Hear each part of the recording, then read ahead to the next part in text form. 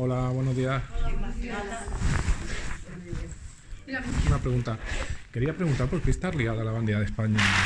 Está bajada y todas las demás están enarboladas. No les sabía decir yo.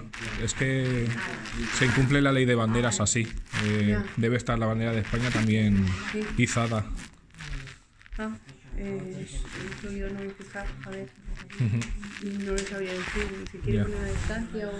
Bueno, voy a avisar y le echo ya foto. Y bueno, y si sigue así, pues tendremos que poner una denuncia. Yo soy de una asociación. ¿De dónde es? ¿Su nombre? Sí. Y he pasado por aquí y veo que la bandera nacional no está enarbolada, está arriada. A ver, un momentito. Sí.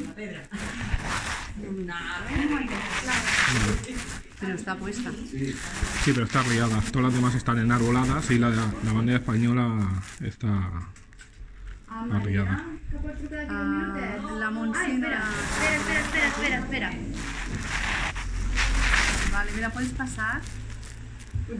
Vale, gracias, mi amable. Pregunta por qué la bandera de España no está albolada y está bajada. Bueno, es que no, como la que estoy yo, no sé. Si tiene alguna reclamación, sí. Eso te va.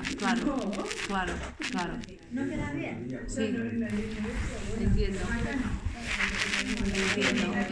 perfectamente. Sí, gracias a ti.